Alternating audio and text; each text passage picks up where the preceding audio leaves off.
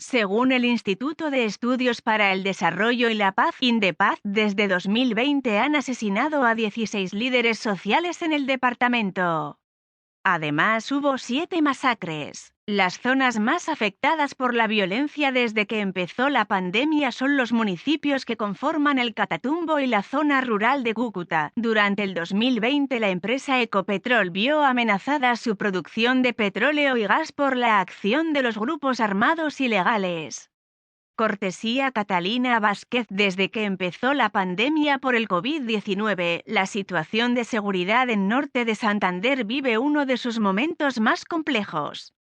La presencia del Ejército Nacional de Liberación, ELN, con su frente Juan Fernando Porras Martínez, el Frente 33 de las disidencias de las FARC, el Ejército Popular de Liberación, EPL, y la incursión del Clan del Golfo han recrudecido la violencia en esta zona del país que históricamente ha sido golpeada por la guerra. La Defensoría del Pueblo, por ejemplo, emitió el 9 de febrero de 2021 una alerta temprana para los municipios de El Carmen, Convención y Teorama, los 3 ubicados en el Catatumbo, advirtiendo la presencia del ELN y el EPL en la zona.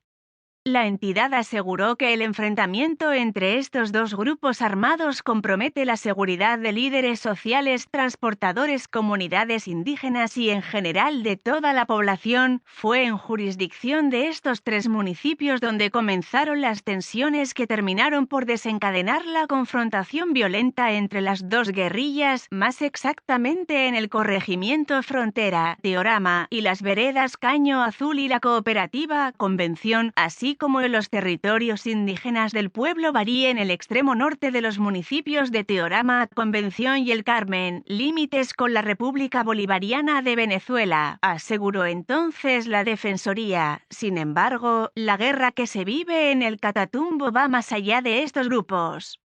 Un ejemplo de esto es el municipio de Tibú, donde desde principios de 2021 hubo desplazamientos debido a la incursión del Clan del Golfo. En enero la Fundación Progresar informó que 40 familias tuvieron que salir de sus viviendas debido a la presencia de estas estructuras. La Defensoría del Pueblo también había emitido una alerta temprana en noviembre de 2020 en la que había advertido que en el municipio también había presencia del ELN, EPL, las disidencias del Frente 33 Mariscal Antonio José de Sucre y el Comando Danilo García de la Segunda Marquetalia. Días más tarde de que la Fundación Progresar diera dicha información, la Defensoría del Pueblo informó que otras 400 personas habían salido desplazadas por la incursión paramilitar del Clan del Golfo.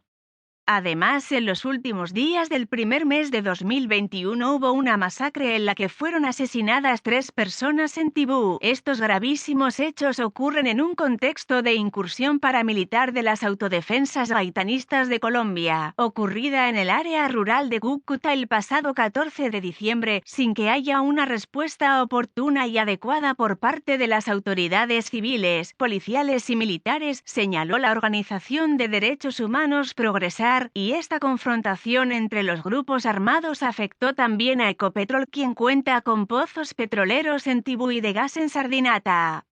En los últimos meses de 2020 se habló de la posibilidad de que la empresa no siguiera con la productividad debido a la falta de seguridad que tenían sus empleados para salir al campo y hacer las rutinas de seguimiento a los pozos. Esto generó la reacción inmediata de las autoridades, pues la zona del Catatumbo tuvo su desarrollo en torno a la producción de petróleo. Según la alcaldesa de Tibú, Corina Durán, las actividades de la empresa le dejaron al municipio $3.900 millones, por lo que la continuidad de las mismas eran claves para el municipio y sus habitantes. Además, afirmó que la producción de gas y petróleo da trabajo a 520 personas de forma directa y beneficia a por lo menos 1.000 familias de la zona. Cuando la situación de inseguridad fue más crítica, Orlando Mauricio Sánchez, gerente de Ecopetrol en Norte de Santander, aseguró que había una filtración de 400 barriles diarios por cuenta de que no podían ir a los campos por la presencia de estos grupos armados en el Catatumbo, que abarca 10.089 kilómetros cuadrados, en su mayoría selváticos, bandas criminales y grupos paramilitares como los Rastrojos, el Clan del Golfo, llamado así por el gobierno, o la disidencia del Frente 33 de las antiguas FARC, también se baten a muerte por las estratégicas zonas utilizadas para actividades como el narcotráfico.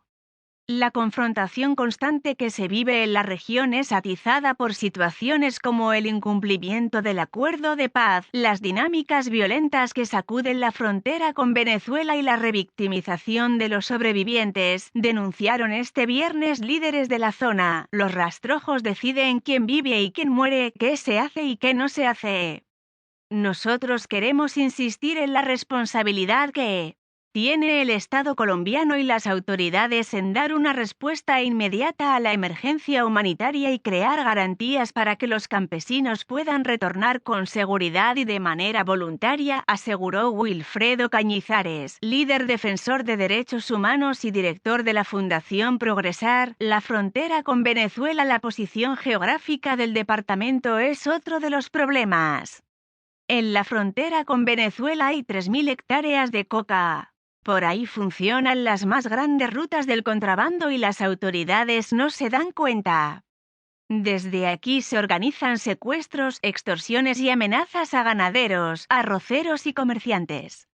Es una zona compleja que no ha tenido una respuesta adecuada por parte de las autoridades, le dijo Cañizares a este medio hace unos meses en las alertas tempranas que la Defensoría del Pueblo ha emitido sobre esta zona del país. Siempre resalta la cercanía con la frontera.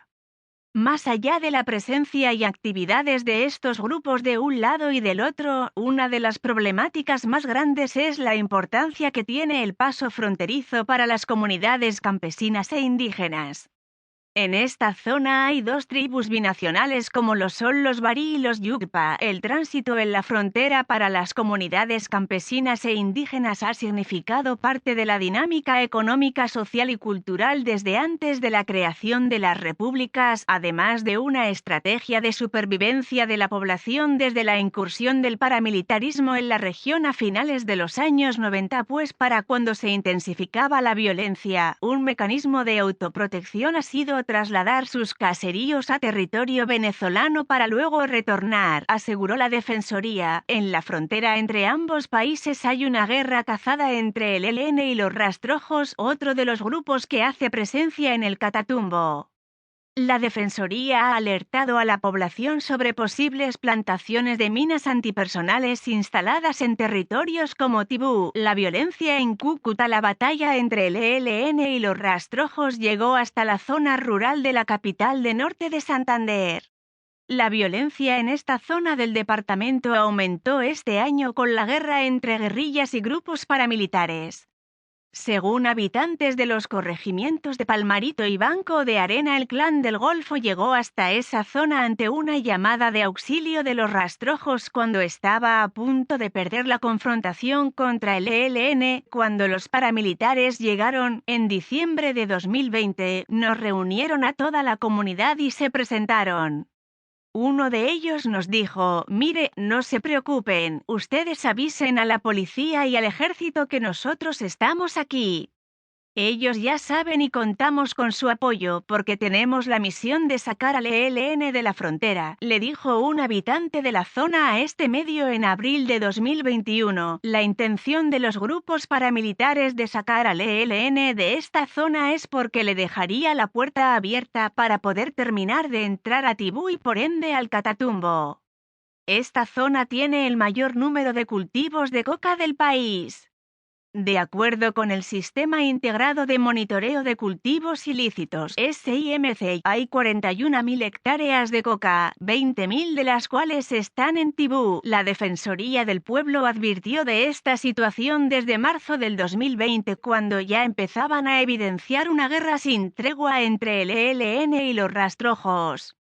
Frente a esto, la entidad aseguró que debido a estas confrontaciones cientos de personas del área rural de la capital del departamento podrían ser afectadas. El riesgo que se advierte y que requiere medidas urgentes está ocasionado por la imposición durante la semana del 9 de marzo de restricciones a la movilidad en la zona por parte del ELN, que se encuentra en la frontera del lado colombiano donde hay confluencia con la zona de presencia de los rastrojos.